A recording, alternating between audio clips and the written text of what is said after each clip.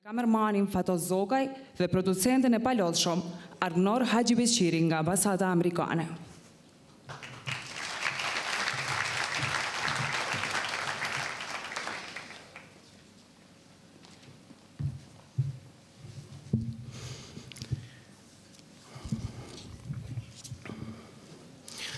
Mirëmbrëma zonja dhe zotëri.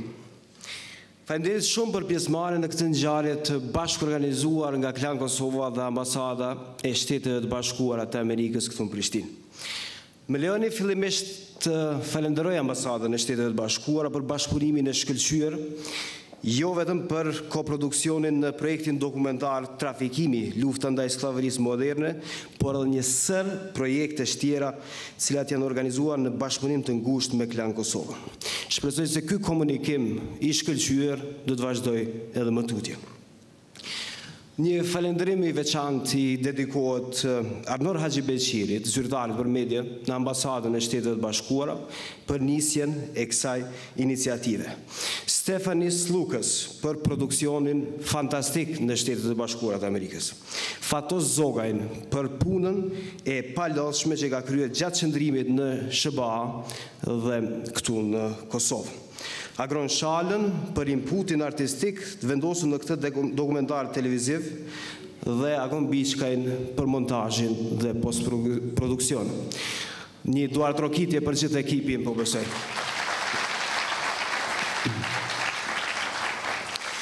Zonja e zotëri, ne si ekip morëm udhë për në Shtetet e Bashkuara të Amerikës për të vetmin qëllim për të parë e dokumentuar se si luftohet trafikimi i qenieve njerëzore.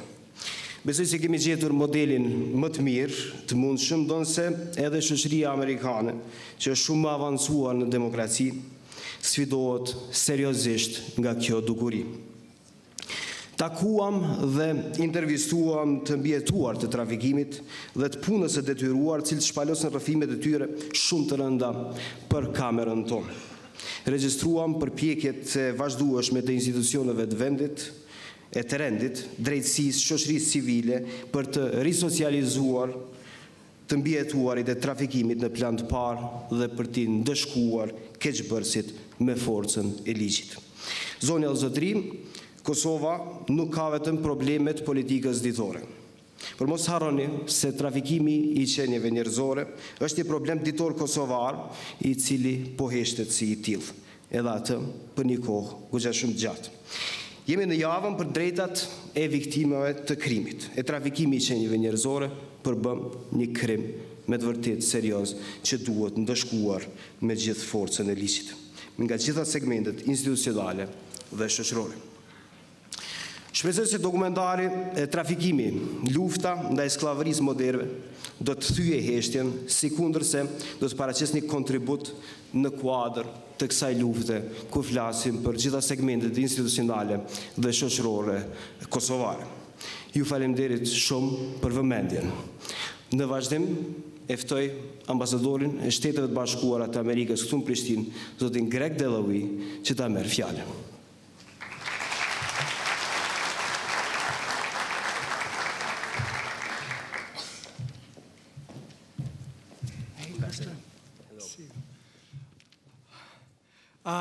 Good evening, everyone. It's great to be here. I'd like to begin by thanking all of you for coming to this new wonderful theater space, and certainly thanking Klan Kosova for hosting us on this evening. Mirëmbrëma, faleminderit shumë të gjithëve që keni ardhur. Dëshiroj t'ja filloj kësajna duke falendëruar të gjithëve që keni ardhur në këtë sallë kaq të mrekullueshme teatrale, por po ashtu si ta falenderoj edhe Klan Kosovën për mikpritjen e tyre sonte. We're proud to be able to present the premiere screening of Trafficking in Persons and Forced Labor, a documentary funded by the U.S. Embassy, as Kushtrim said, and created in cooperation with the U.S. producer, Kushtrim, and a film crew from Klan Kosova. Jemi krenar që kemi mundësi t'ju paraqesim shfaqjen premier të filmit dokumentar Trafikimi me qenie njerëzore dhe puna e detyruar, siç e tha edhe Kushtrimi, i cili është financuar nga Ambasada Amerikane këtu në Prishtinë dhe pastaj është prodhuar në bashkëpunim me një producent amerikan, nga Kushtrimi vet dhe ekipi xhirues i Klan Kosovës. Trafficking in persons is an incredibly difficult and complex problem to tackle in Kosovo and around the world. This documentary will show some of the ways the U.S. government, non-governmental organizations, and even survivors of human trafficking are fighting back against these crimes through early detection, through legislation, and through support for those who are affected.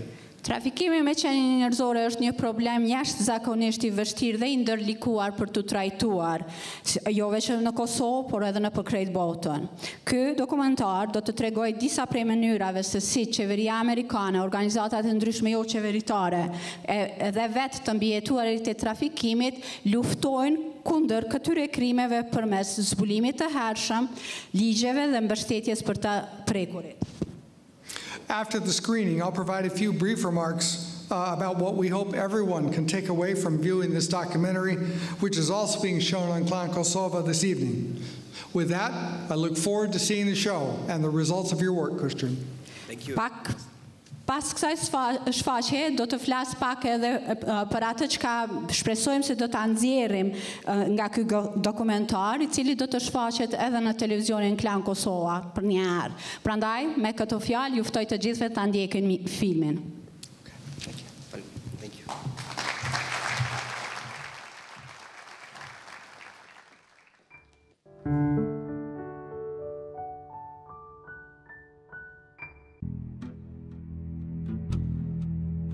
I am a survivor of child sex trafficking. I was physically and verbally abused almost every day. I wasn't forced to go to the bars. The customers were ready to come to the house, which was the clientele. We have rescued 116 victims. 88 of those were children. We have victims right here in Kansas City, Missouri, from Kosovo, Bulgaria, Romania.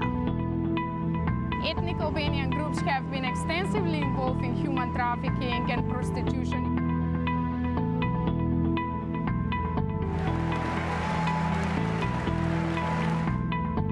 We want to see them as survivors and have them provide input to our policies.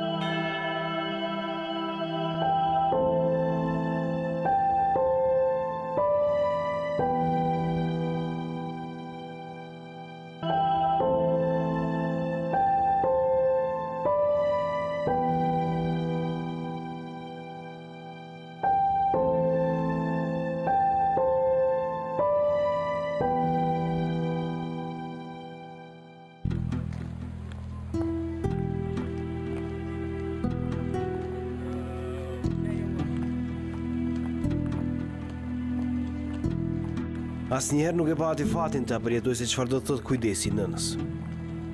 Edhe shëtitjet si këto nëpër Kalifornia të Shteteve të Bashkuara të Amerikës I munguan. Në fakt, 6-vjeçarja Dunja Zelaja kishte shpresuar në një jetë më të mirë, kur në fillim të viteve 90 kishte emigruar ilegalisht në vendin e mundësive, nga Hondurasi. Ajo erdhi në Amerikë bashkë me të afërmit e saj, por ishte pikërisht familja e vet që ja shkatroi ëndrrën e fëmijërisë. Jeta e Dunjas u bë skëterr kur u trafikua nga kujdestarët e saj, qysh si 8 vjeçare. I used to live with my mother and my stepfather, and when I came here, I remember that, you know, it started with my stepfather. He used to touch me and stuff like that. I don't know how long after that we ended up in Los Angeles, and came to find out that I have other sisters. And at this time, I remember that they dressed us up, and you know, we ended up going to what is called a cantina, which is here known as a bar, and we were forced to perform certain acts, you know, certain sex acts and stuff with some of these clients at the bars. Dhe nuk ishte vetëm vajza e vogël që po pësonte. Ngjashëm u abuzuan edhe motrat e saj.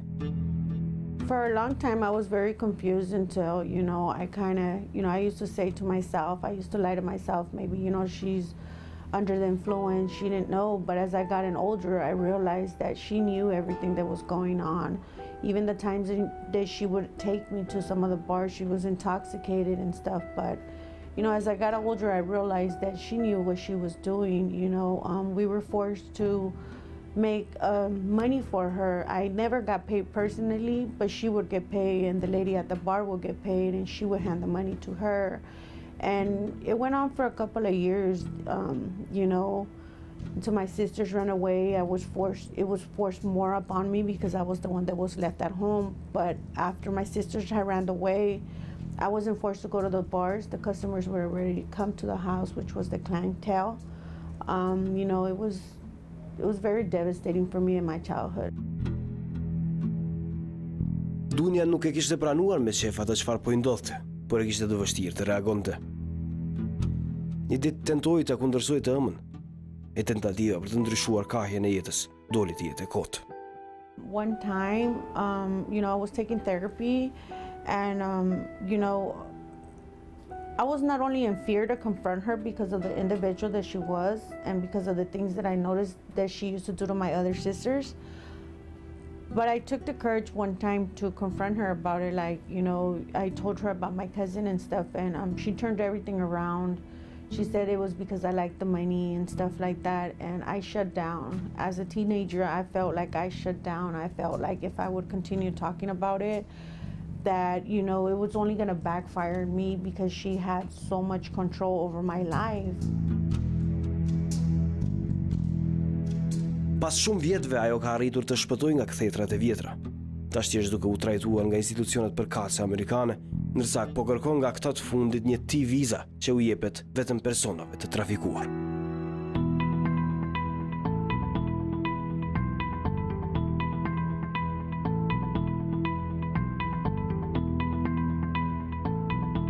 Një jetë kaq të errët, edhe atë për goxha kohë të gjatë, Dunja Zelaja e bëri nëpër këto rrugë të Los Angelesit. Sigur ajo pësuan edhe tjera femra që u detyruan të ushtrojnë prostitucion në Figueroa Street, e cila ndodhet në zemrën e qytetit në fjalë. Këtu edhe në për shumë pjesë tjera të Shteteve të Bashkuara, trafikimi me qenie njerëzore besohet të jetë industri kriminale me qarkullim të madh, deri më $32 miliardë në vit. Kjo pas prostitucionit përfshin edhe punën e detyruar në më shumë forma. Diçka të tillë regjistroi pa ndonjë problem të madh edhe kamera e Klan Kosovës e kamufluar në një vetur. Por prostitucioni nuk është se zhvillohet pa u penguar. Forcat e rendit kryejnë shpesh aksione në Figueroa Street dhe zona tjera problematike.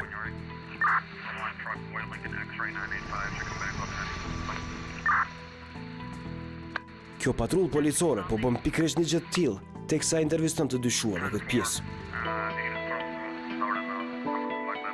Operacionet e kësaj koordinohen kryesisht nga zyra e sherifit të rajonit të Los Angelesit, që në nëntor të vitit 2015 themeloi një task force të veçantë për të luftuar prostitucionin.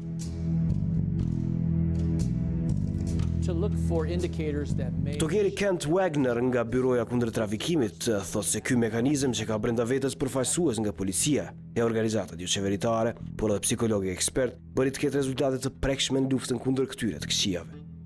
Since the formation of the task force, we have rescued 116 victims. 88 of those were children. So we've made 267 arrests. 96 male sex buyers and 85 human trafficking related arrests. 62 people were arrested for internet crimes against children, and 24 were arrested for other various crimes. We've filed 246 search warrants and filed 4 cases on the federal side. as opposed to the local prosecution, the federal government decided to prosecute them. So basically we can say this is a result of the task force and of course with the collaboration of the other institutions who are part of it. Absolutely. With these statistics are all about the criminal prosecutions, the criminal arrests. But you must remember, with every criminal case, there is a victim. And in order for us to care for that victim, it's vital that we have our NGO partners, CAST and others just like them, that help us deal with the victim.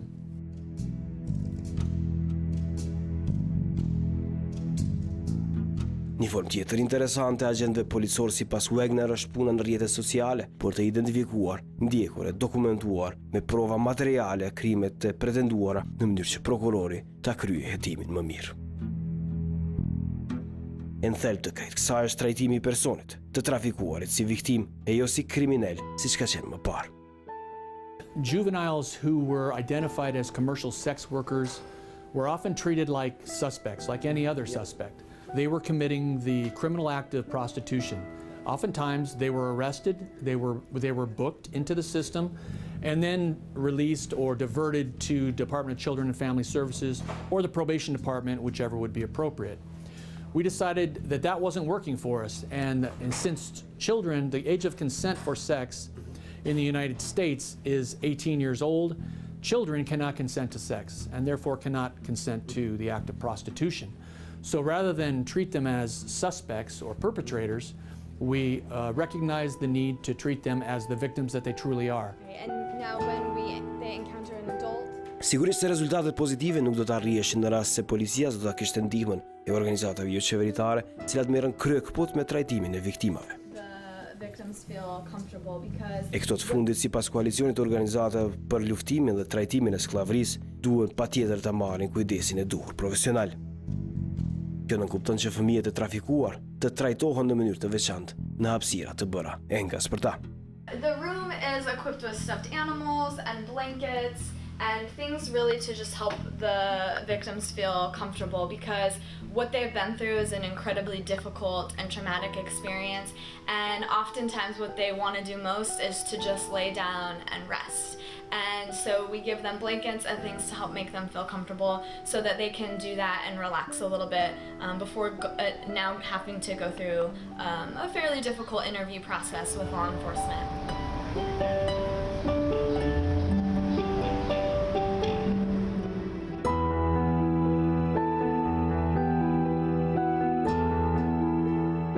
Trajtimi i viktimave vazhdon edhe për te zyrave të sherifit të kauntit të Los Angelesit, tashti në për strehimoret që janë themeluar pikërisht për t'i bërë ato të ndihen të sigurt.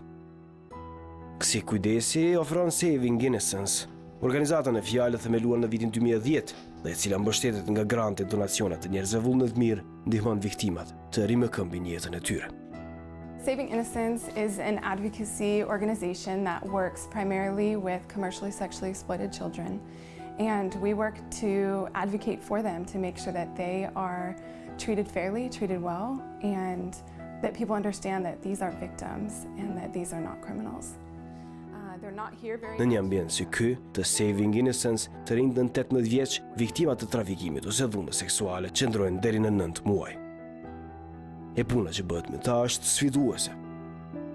You have a high level of prostitution here, where the majority of the people in prostitution are being exploited, are being controlled, are being manipulated, are being abused. I mean, we certainly do see middle, upper class families whose children are exploited, you know, and different children are exploited in different ways. Some of them are just sold straight out for $25,000. Some of them are, you know, rented 20, 30, 40 times a day for $100, $200 each hour. So, you know, it's of high demand, and it completely follows the porn industry, the sex industry, sex entertainment as a whole. Puna e parë që bëhet me fëmijët dhe të rinjtë është rikthimi i shpresës dhe normalitetit për jetë. E hiq më pak e rëndësishme se kjo, sipas themeluesës të organizatës, është vendosja e drejtësisë për viktimat. Kjo nënkupton ofrimin e mundësisë që ato të dëshmojnë kundër trafikantëve, cilët, siç thot ajo, duhet të sillen prapa grilave, mundësisht për një kohë sa më të gjatë. We provide them with a ton of support to help prepare them for that case, to explain what's going to happen, to be there when they're testifying on the stand.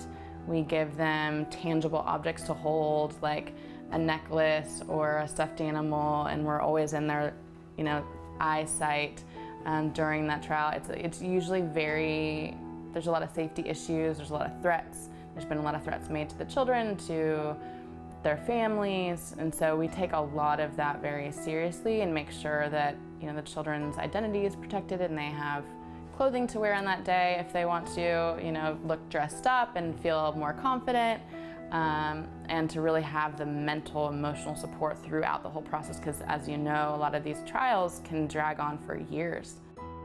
Biddle është e shqetësuar se jo në pak raste trafikantët kalojnë lehtë nëpër gjykata. E arsye për këtë, siç pretendon ajo, është trajtimi pa barabartë para ligjit i keqbërësve me viktimat dhe atyre që blejnë ose detyrojnë fëmijët për favore seksuale.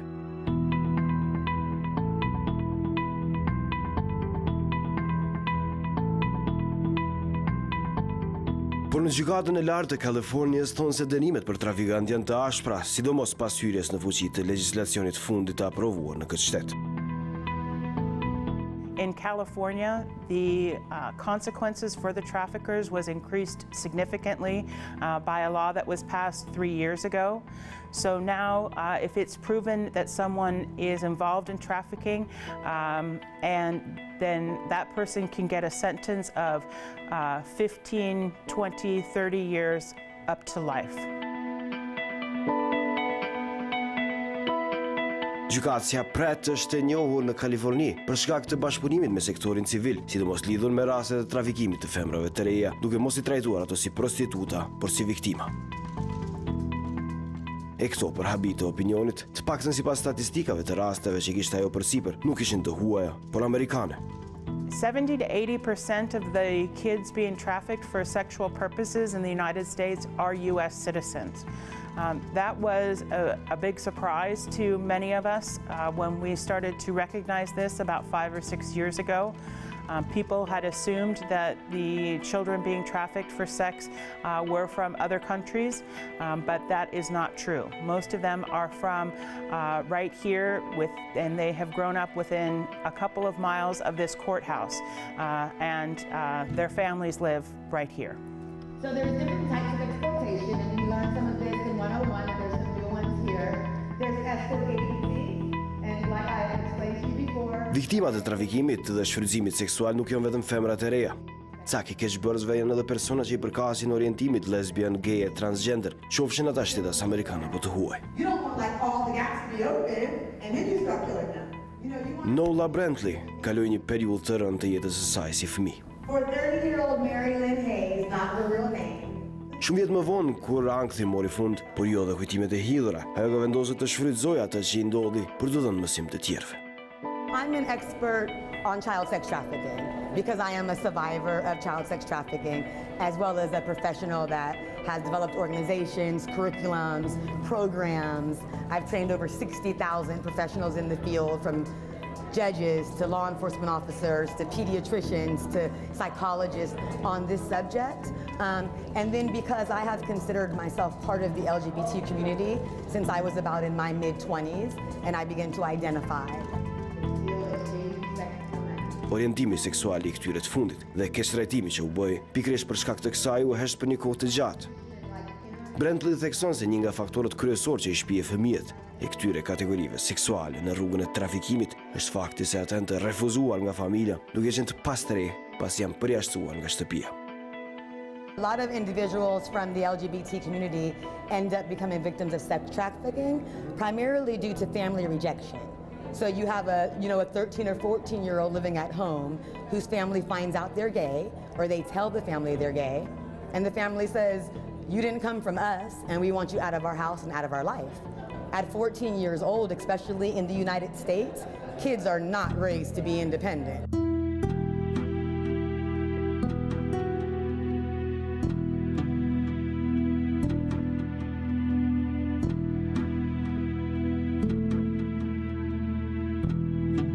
Keqtrajtimi seksual është njëra nga kategoritë më të rëndësishme në kuadër të luftës kundër trafikimit të qenieve njerëzore.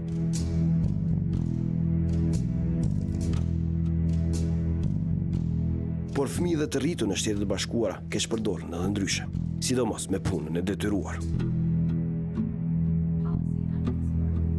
I do a lot more of the direct services. Caroline Lumpkin nga organizata KEST ka vite me radhë që merret me këtë çështje. We have, I would say, 60% of our current clients, current survivors, are from other countries, and 40% are U.S. citizens.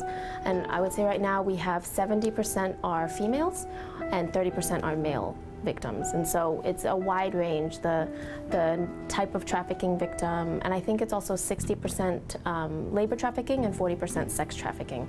So we definitely have a wide range of victims coming from other countries and also those being trafficked within the US as well. KEST bashkë me organizata tjera tenton të ofrojnë mbështetje në forma të ndryshme viktimave të trafikimit. A lot of victims are in shock after. A lot of victims may feel numb because of the trauma they've experienced. And some have severe PTSD or post-traumatic stress disorder. So it's just a wide range. So we provide that supportive person.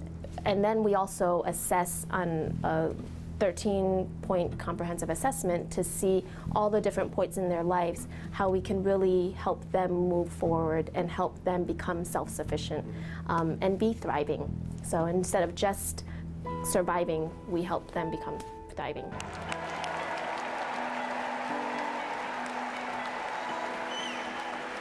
Viktimat e trafikimit që vendosen të flasin e të reagojnë kanë mbërritur larg.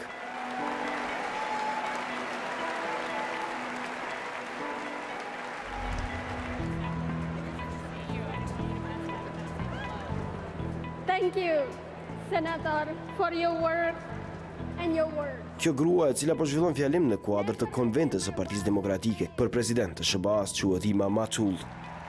Ajo u shndrua në një inspirim, sidomos për emigrantët amerikanë kur vendosi ta shpalos publikisht eksperiencën e saj si e mbijetuar e trafikimit dhe viktime punës së detyruar në SBA. Matul, që tashmë është shtetas amerikane, avokon për të drejtat civile me fokus të veçantë tek emigrantët, duke vendosur të bashkohet KEST-it.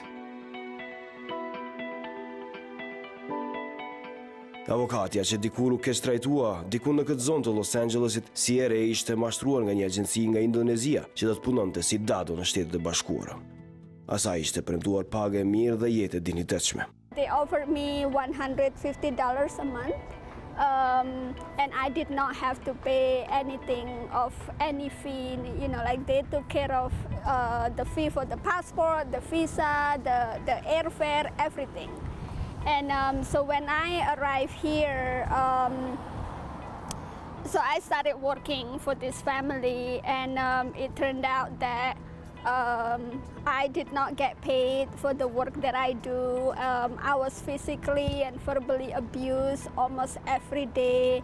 I did not have a day off, and I did not get paid. I was not allowed to go anywhere outside by myself, like everywhere. Like I have to go with the family. So basically I have no freedoms. Në vitet e para pasardhjes në Amerikë, ajo nuk dinte gjë për drejtat e saj. Prandaj edhe heshti 3 vjet duke duruar keqtrajtimin që i bëj. Por një ditë vendosi ta bëj hapin e guximshëm, ndoshta edhe më të rëndësishmin e jetës së saj. I decided to write a letter to the nanny next door and ask her to help me escape from my traffickers.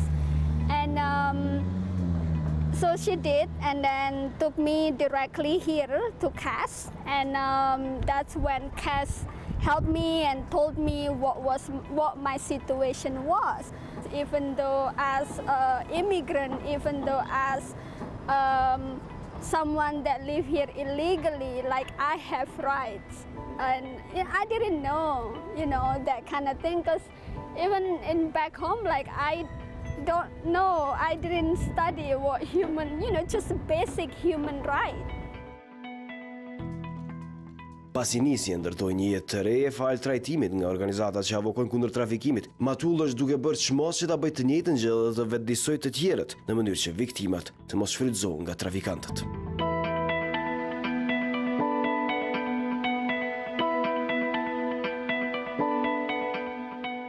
E shkelja e drejtave civile përbëm krim serioz federal në Shtetet e Bashkuara të Amerikës. Kësi krimesh ndodhen një rrallë edhe në Missouri, në shtetin që njihet edhe si zemra ose udhkryqi kryesor i Shteteve të Bashkuara të Amerikës. Ken Budke, ish agenti i FBI-t, e konfirmon këtë duke u bazuar në kohën sa ka qenë i përfshirë në betejë kundër trafikimit të qenieve njerëzore dhe punës së detyruar. A i thotë se Byroja Federale e Hetimeve implikohet vetëm atëherë kur një krim përfshin 2 ose më tepër shtete, brenda ose jashtë Amerikës. There has to be some sort of an interstate aspect, and so it's fairly easy to establish an interstate aspect, whether there's a transfer of funds interstate or whether an individual was transported interstate, or whether some of the tools or items used in the process of trafficking an individual were used in an interstate or manufactured in an interstate manner. It's a fairly easy process to develop some sort of an interstate angle for these. If the traffickers use telephones and the telephone signals go interstate, that's another easy way to create the venue, as we call it, that allows the FBI then to investigate the alleged crime. Sipas Budke, për të pasur një hetim të suksesshëm të trafikimit, duhet bërë punë e madhe nga policia, prokuroria, gjyqësori, media dhe komuniteti civil të përfshira së bashku në një task force. Ndryshe nëse kjo do të ishte vetëm çështje e forcave të rendit, zorse do të arrijë diçka pozitive. We set up a task force here in Kansas City, which is in the heart of the United States. It's not near a port. It's not a point of entry for immigration.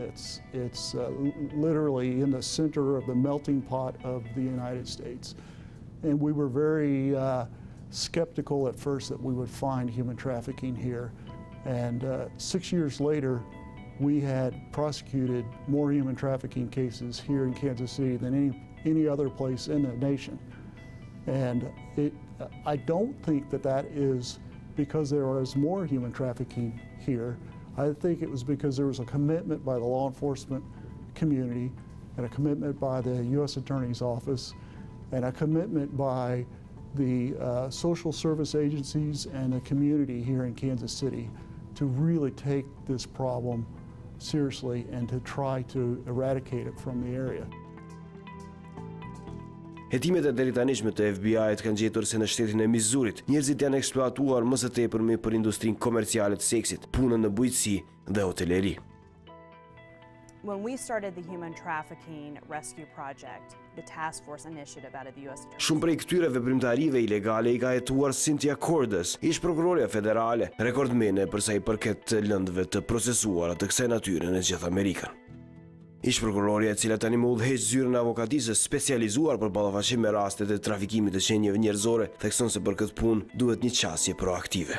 Human trafficking is a crime that has to be proactively investigated.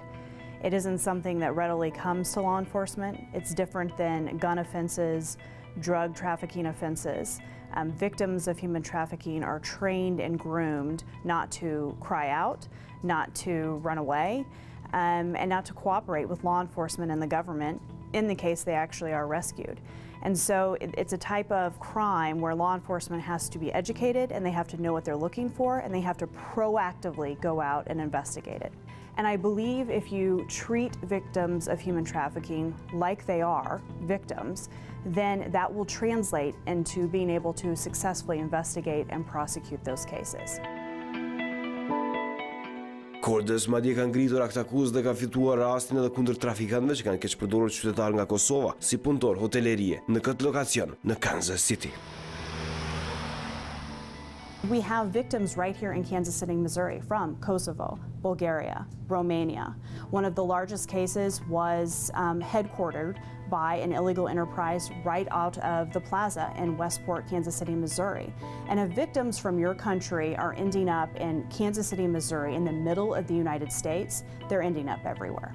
And they offer them an opportunity in the United States that isn't actually true. An opportunity to work in the entertainment industry, to work in hotels or motels here. And then when the victim actually arrives in the United States, they find a different state of a situation. 6 persona u dënuan dhe 3 të tjera ende janë në arrati si rezultat i aktakuzave të ngritura nga Kordes në rastin e kosovarëve.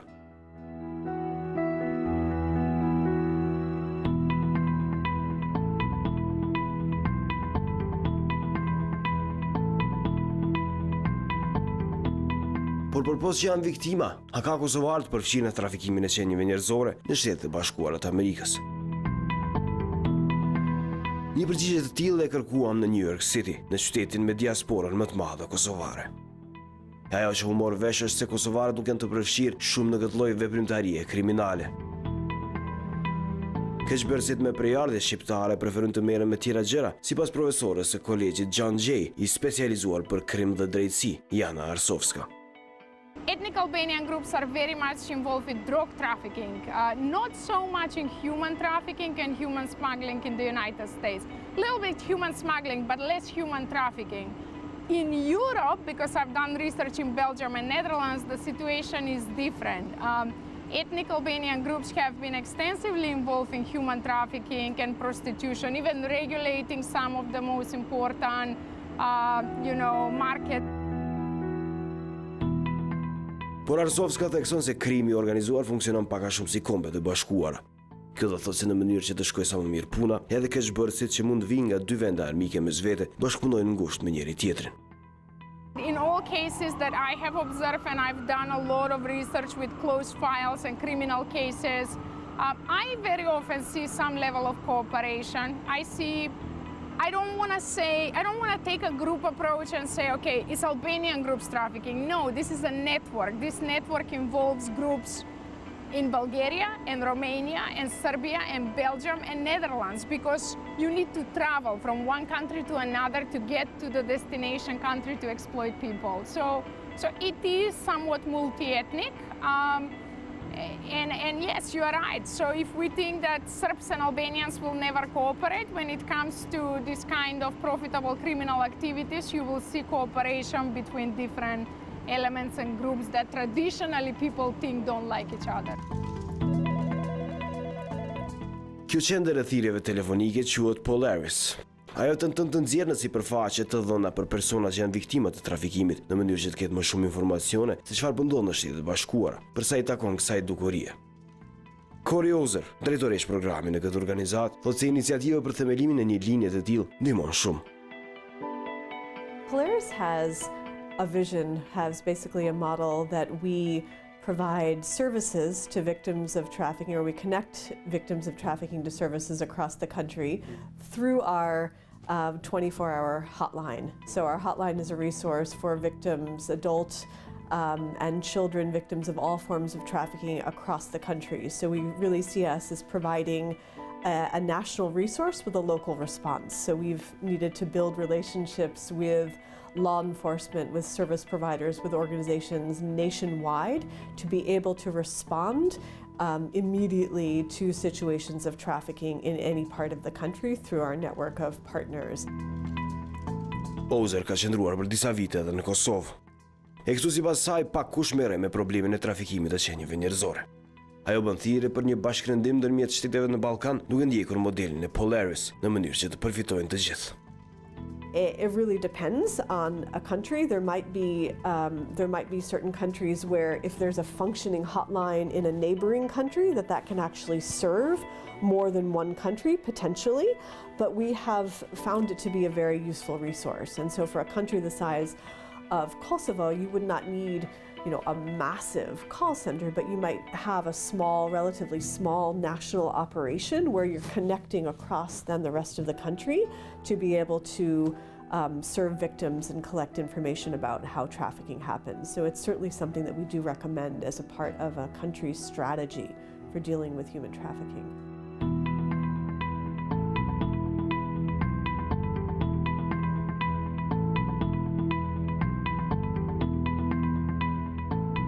Por nëse në Kosovë rajon pak kush merret me trafikimin e qenieve njerëzore, përtej në Evropë zhvillohet luftë e madhe ndaj dukurisë në fjalë.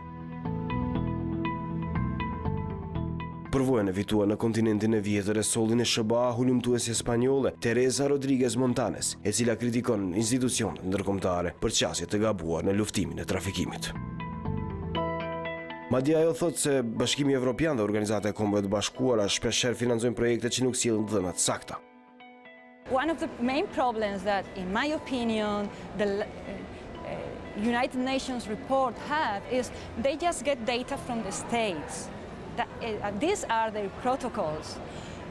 And if the state don't want to give the data, they don't.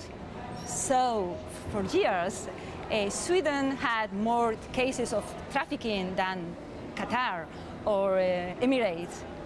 Why? Just because Sweden was sending reports and other countries not. And you know, when I told to this with people, these people from United Nations, the one who do the reports, and they told me, yeah, but that's our protocol. And I told them, if you have a protocol that's not working, let's change the protocol. Montanes, e cila sugjeron ndryshimin e protokolleve ndërkombëtare kundër trafikimit, thotë se kjo është më tepër se sa një betejë kundër krimit të organizuar. Ajo po hulumton rreth përfitimeve ekonomike të një biznesi të madh kriminal ndërkombëtar të kësaj natyre. This is a business, it's a huge business. Not only trafficking is itself, the role that trafficking plays in our economies is huge. And when I mean business, I'm thinking not about illegal business, but about legal businesses, about legal corporations and all this stuff. And the link between illegal business and legal business is very clear, money laundering. So that's the real thing, and that's the whole thing. And we should pay attention to the supply chain, to the way that our $2 t-shirts are produced, the way that our very, very cheap domestic service are bring to us, and all this stuff. Montanes thotë se edhe Spanja është e përfshirë nga një valë ndërkombëtare trafikimit të fëmijëve që detyrohen të shndrohen në lypsar, duke punuar për bosët e tyre, diçka që haset edhe në Kosovë. Në fakt, problemi atyre që lypin rrugëve dhe lokaleve gjithandaj Kosovës është i njohur edhe në Departamentin Amerikan të Shtetit, që në raportin e fundit të publikuar e përmend edhe këtë dukuri. Këtë e konfirmon edhe ambasadorja për monitorimin dhe luftimin e trafikimit të qenieve njerëzore Susan Kapich, e cila në emër të sekretarit të shtetit koordinon task force-ën ndërinstitucionale amerikane kundër kësaj dukurie. Kosovo is making significant efforts, but they have not yet, under the analysis of our Trafficking in Persons report, satisfied the minimum standards. To talk about that in more real terms and in more real recommendations, we recognized and applauded Kosovo this year for setting up shelters and funding those shelters and getting services to victims that were identified. However, we still recommend that Kosovo needs to improve its identification of victims, and we recommend also that they need to more vigorously investigate, prosecute, and convict victims. For example, this year our report noted that Kosovo's convictions are at a 5-year low, meaning this past year, 2015, Kosovo only had 13 convictions. So their conviction numbers are decreasing. And we don't believe that's a sign that the problem is decreasing. Ambasadorja Kapich thekson se është në dieni të rasteve në Kosovë kur zyrtarët institucional janë akuzuar për trafikim me qenie njerëzore, por më pas janë liruar nga gjyqësori. In Kosovo, there are public officials who have lost their jobs for complicity in trafficking, but then they get acquitted by judges at trial. And that's a real concern. Do the judges not understand what's going on? Are the judges themselves complicit? We need to identify why there is a disconnect between facts that should be proven and judges who are acquitting in cases. Përpos dënimeve, trafikantëve ajo kërkon që institucionet kosovare të bëjnë identifikimin dhe dekriminalizimin e viktimave. Kopić thotë që e di se kjo nuk është e lehtë, pasi kësi sfidash ka dhe SBA-ja në luftën e saj kundër trafikimit. And I think now the challenges are giving victims a voice and getting them reintegrated into society. So to have a successful case, a prosecution, your best evidence is going to be the victims themselves. But we don't want to just use victims as witnesses. We want to see them as survivors and have them provide input to our policies. What would have prevented them from being trafficked? What can we do to help reintegrate survivors? What would have helped them get away from a trafficker sooner? So we are working very hard in the U.S. at integrating survivors' voices into our policy. Kosova vazhdon të jetë vend i burimit, por edhe destinacion për viktimat e trafikimit, të cilat shfrytëzohen në industrinë e seksit, si dhe në punën e detyruar. Shteti i ri evropian klasifikohet si shoqëri që përmbush standardet minimale të luftës ndaj kësaj dukurie kriminale, ndërsa që Departamenti i Shtetit vlerëson përpjekjet që kanë bërë autoritetet e Prishtinës kundër këtij fenomeni. Sipas raportit të State Departmentit, qeveria ka licencuar 2 oje që merren ekskluzivisht me punën në mbështetje të viktimave dhe strehimorëve. Kopić thotë se Amerika është e gatshme të ndihmojë edhe më tutje me fonde në këtë aspekt. Në vitin 2015, autoritetet hetuan 165 raste të mundshme trafikimit në Kosovë. Një vit më parë kishte vetëm 10 më pak, pra 155 raste. Por problemi kryesor sipas këndvështrimit amerikan është se gjykatat shpallën fajtor vetëm 13 trafikant, krahasuar me 41 në vitin 2014. Dhe kjo është shifra më e ulët prej vitit 2010. Departamenti i Shtetit rekomandon që Kosova të hetojë intensivisht, të ndjekë penalisht dhe të ndëshkojë trafikantët, përfshirë zyrtarë të korruptuar, si dhe të japë dënime të konsiderueshme, përfshirë këtu edhe burgosjen për aktet e trafikimit.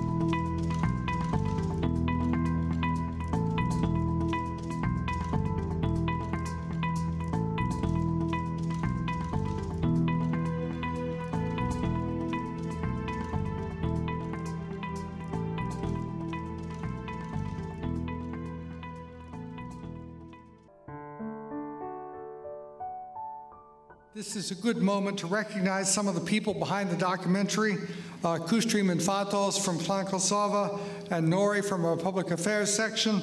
Thank you all for the huge amount of work that you put into making this documentary. I think it was an excellent job.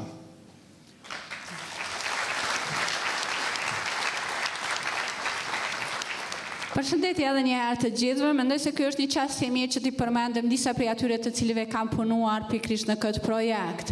Kushtrimin nga Klan Kosova dhe ekipin e tij, po ashtu edhe Norin nga sektori ynë për marrëdhënie me publikun. Mendoj se që të gjithë kanë bërë një punë të shkëlqyeshme. As we saw in the documentary, trafficking in persons is unfortunately still a significant problem in the United States. It's taking the work of specially appointed prosecutors and judges, specially trained police officers, civil society, and an alert and aware citizenry to combat this issue. Siç e pam edhe nga vetë ky dokumentar, trafikimi me qenie njerëzore për fat të keq është ende problemi i rëndësishëm edhe në Shtetet e Bashkuara të Amerikës. Nevojitet puna e prokurorëve dhe gjyqtarëve të emëruar posaçërisht për këtë çështje, pastaj zyrtarëve policor të stërvitur për këto raste, shoqërisë civile dhe një qytetari të kujdesshme për ta luftuar këtë çështje. One of the key things for me that this documentary reminds us is the trafficking can happen anywhere, even in your neighborhood. It can happen within families and to any person regardless of ethnicity, age, or gender. All of us could witness human trafficking at some point in our daily lives. Ajo që kam rënë në sy pikërisht nga ky dokumentar është se na e përkujton që trafikimi mund të ndodhë kudo, madje edhe në lagjen tuaj. Mund të ndodhë brenda familjeve, mund të ndodhë çdo kujt pa marrë parasysh etnin, gjinin apo edhe moshën. Të gjithë mund të jemi dëshmitar në një çast të caktuar të jetës sonë të trafikimit. It was certainly significant to me to see examples from the documentary relating to some of the richest parts of the United States, Los Angeles, New York, Kansas City. These are not poor places. Në veçanti më ra në sy se trafikimi dhe këto çështje preknin disa prej pjesëve më të pasura të Shteteve të Bashkuara të Amerikës. Los Angeles, New York, Kansas City nuk janë vende të varfra në Shtetet e Bashkuara. Turning to Kosovo, I think it's significant that many parts of the justice system and civil society are really working together to make progress on this issue. Nëse I kthehemi tash Kosovës, me të vërtetë më vjen mirë që shumë pjesë të sistemit gjyqësor, por po ashtu edhe të shoqërisë civile, po punojnë bashkërisht për të arritur përparim rreth kësaj çështjeje. Through our Department of Justice's OPDAT and ICTAP programs, judges, prosecutors, victim advocates, and the police are more aware than ever before of the particular challenges of trafficking cases and how to deal with them. Përmes programeve të OPDAT-it dhe të ICTAP-it të Departamentit të Drejtësisë të Shtetit Bashkuara, gjyqtarët, prokurorët, mbrojtësit e viktimave dhe policia tashmë janë më të njoftuar, më të vetëdijsuar se kur më parë për sfidat e caktuara të rasteve të trafikimit dhe si të miren me to. Through participation in exchanges like the Open World Program, members of civil society and government officials work together to learn about how best to assist survivors. Kurse pjesëmarrja në programet e ndryshme si ajo që janë Open World për pjesëtarët e shoqërisë civile, zyrtarët qeveritar, bën që ata të punojnë bashkërisht për të mësuar se si t'ju ndihmojnë sa më mirë të mbijetuarve. But there's still important work to be done in Kosovo. Far too often, traffickers are given lenient sentences or are prosecuted for lesser crimes. Confusion and misunderstanding about when trafficking has occurred can keep victims from coming forward to access services and prevent authorities from correctly identifying these cases. And in the northern municipalities of Kosovo, no shelters yet exist to give victims of trafficking and other crimes a safe place to begin to put their lives back together. Por natyrisht ende mbetet edhe shumë punë për të bërë këtu në Kosovë. Sepse shumë shpesh vetë trafikantët marrin dënime shumë të lehta ose ndiqen për krime edhe më të lehta. Hutimi nganjëherë, keqkuptimi në anën tjetër, se kur ka raste të trafikimit mund të bëjë që viktimat të mos ndjehen rahat për të paraqitur ato raste apo edhe për të shfrytzuar të gjitha shërbimet e mundshme dhe mund t'i parandalojë autoritetet në identifikimin e duhur të këtyre rasteve. Në anën tjetër, në komunat veriore në Kosovë, fare nuk ka strehimore për t'ju dhënë viktimave të trafikimit dhe të krimeve të tjera një vend të sigurt ku do të mund të fillonin të rimëkëmbnin jetën e tyre.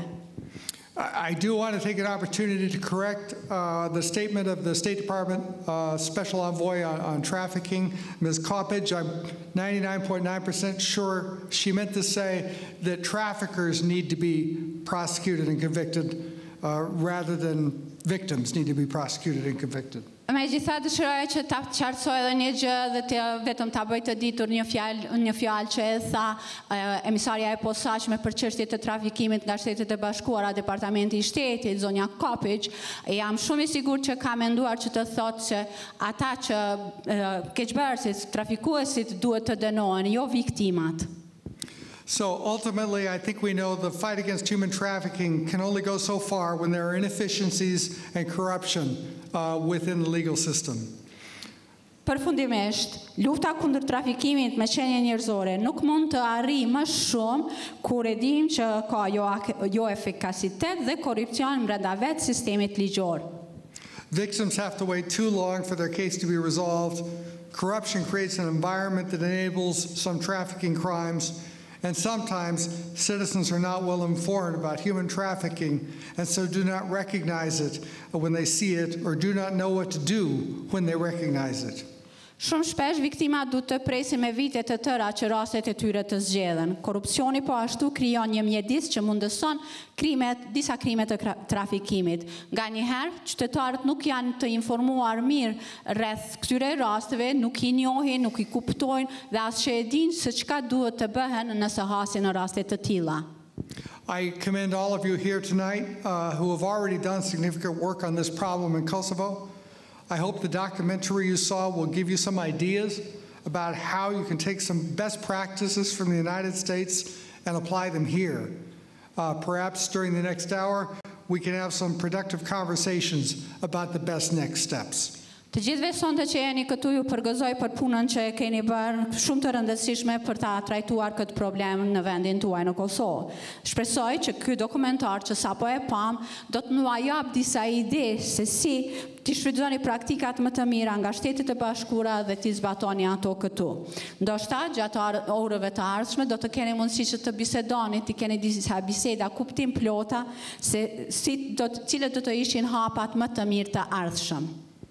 And before I close, I want to call out in particular one of the things the judge in Los Angeles towards the beginning of the documentary said, which really struck home with me. She said, "There is no such thing as a child prostitute.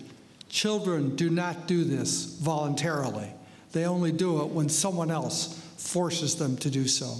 So let's strike the words child prostitute from all of our vocabularies.